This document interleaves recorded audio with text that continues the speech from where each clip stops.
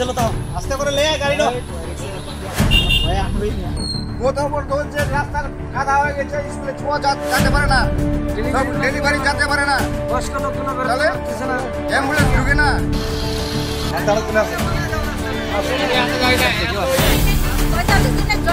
লিখিত দিয়েছিল যে রাস্তাটা ঠিক করে দিল, কিন্তু রাস্তাটা এখন পর্যন্ত ঠিক করলো না। ভিডিও দায়িত্ব দিয়েছিল, ভিডিও লিখিত দিল 45-এর মধ্যে আমরা করে দিব, কিন্তু আজ অব্দি হয়নি। বেহাল অবস্থা রাস্তার, জলকাদায় পরিপূর্ণ এই রাস্তা দিয়ে চলাচল করতে গিয়ে নরক যন্ত্রণা ভোগ করতে হয় এলাকার সাধারণ মানুষকে। দীর্ঘদিনের জমে থাকা ক্ষোভের বহিঃপ্রকাশ ঘটল অবশেষে। উত্তর দিনাজপুর জেলার রায়গঞ্জ ব্লকের 6 নম্বর রামপুর গ্রাম পঞ্চায়েতের অন্তর্গত রামপুর উচ্চ বিদ্যালয় মোড় থেকে গোসাই মোড় পর্যন্ত রাস্তার 3 কিলোমিটার বিস্তৃত অংশ একেবারেই বেহাল।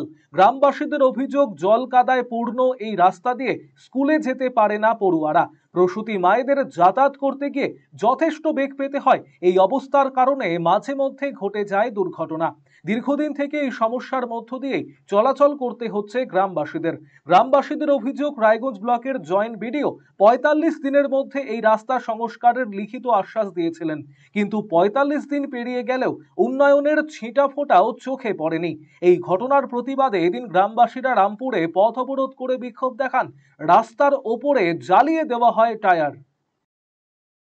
কোথাও বলছে রাস্তার কাদা হয়ে গেছে, স্কুলে ছোঁয়া যেতে পারে না, ডেলিভারি যেতে পারে না, বয়স্ক লোকগুলো তাহলে অ্যাম্বুলেন্স ঢুকে না, তাহলে এই কাদা দিয়ে যাবে লোকগুলো। তাহলে 45 দিনের ডেট দিয়েছিল, 45 ডেট পার হয়ে গেল। কে দিয়েছিল? Joint video. রাস্তা ঠিক করে দিবে? হ্যাঁ, রাস্তা ঠিক করে দিবে। কই 45 দিন তো চলে গেল। কি চাচ্ছেন আপনারা? আমরা চাচ্ছি রোড চাচ্ছি, পাকা রোড রাস্তা চাচ্ছি আমরা।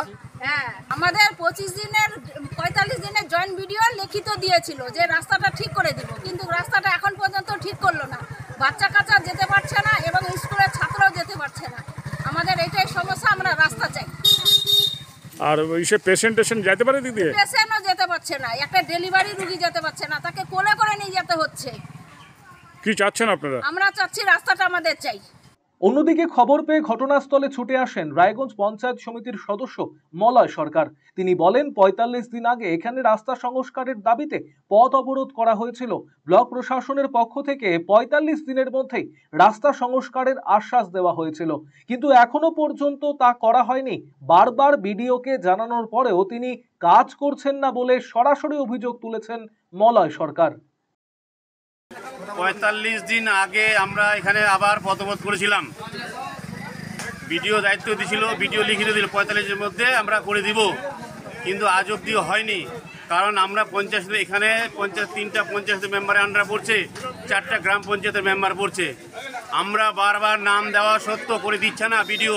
উনি কেন করছে না? বারবার এখান থেকে পথ হচ্ছে, অ্যাক্সিডেন্ট হচ্ছে, বাচ্চারা স্কুলে যেতে পারছে না, আর ওখানে বসে ভিডিও ঠান্ডা করে বসে তামসা দেখছে। কি শুরু করছেন উনি? অবিলম্বে এই রাস্তা আজকে করতে হবে, নাহলে পথ ছাড়বে না এরা। কি আশা দিচ্ছে দিক, ভিডিও আসুক, তারপর আমরা জনগণের সঙ্গে বসবো। কেন হচ্ছে না? একের পর এক টেন্ডার তো করে যাচ্ছে, 10 কোটি টাকা টেন্ডার, 20 কোটি টাকা মেরে খেয়ে নিল ভিডিও। একটা বেহাল রাস্তা করে দিচ্ছে না। আরসিটিভি সংবাদ, রায়গঞ্জ।